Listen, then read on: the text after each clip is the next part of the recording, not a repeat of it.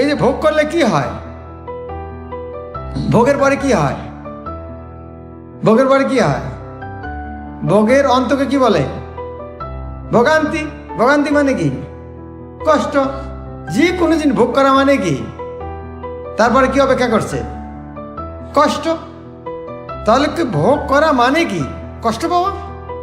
ঠিক ভোগ করার কে উৎসাহ দিচ্ছে? কে উৎসাহ দিচ্ছে? সম্পদ। আপনার যখন ঠান্ডা লাগে, এরকম মনে হয় যে অমুকের ঘরটা আগুন জ্বালে, একটু গরম আগুন পোহাই। কার কার মনে হয়? হাত উঠেন দেখি। কারো মনে হয় না এরকম? মনে হয় কারো যে ও খুব ঠান্ডা লাগছে, ওর ঘরে একটু আগুন জ্বালে দিই, তো আগুন হবে, একটু ঠান্ডা। এরকম কারো কারো হয়? কারো না? কারো হয়েছে এরকম? নাম শুনেছেন? হ্যাঁ, কারো নাম শোনেন নাই? রবীন্দ্রনাথের একটা কবিতা আছে। কি কবিতাটা? কি নাম? কোথা থেকে শুরু হলো কবিতাটার প্রথম লাইন কি? বহে মাঘ মাসে শীতে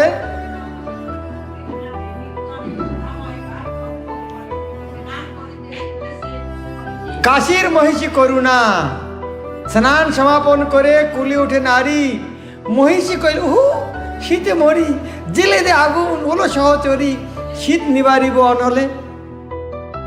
আরে সবাই বসে, আমার খুব ঠান্ডা লেগেছে, আগুন জ্বালা। কোথায় কোথায় আগুন নেই? আরে এই বাড়িগুলো দেখাচ্ছে, আগুন জ্বালাও না। আপনাদের কারো মনে, কিন্তু কাশীর মহিষী করুণার নামটা কত সুন্দর, করুণা। বাহ।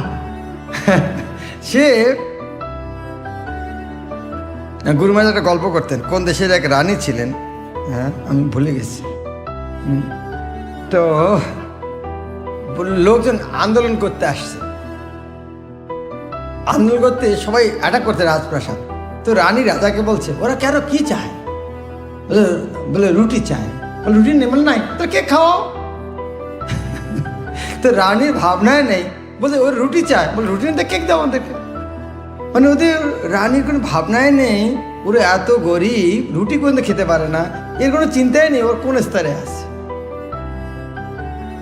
তো এই যে কাশীর মহিষী, তার ঠান্ডা লেগেছে, হ্যাঁ কুলে ওঠে নারী, হ্যাঁ ওলো সহচরী, হ্যাঁ শীত নিবারিব অনলে, আমার ঠান্ডা লাগছে, আগুন জ্বালাম।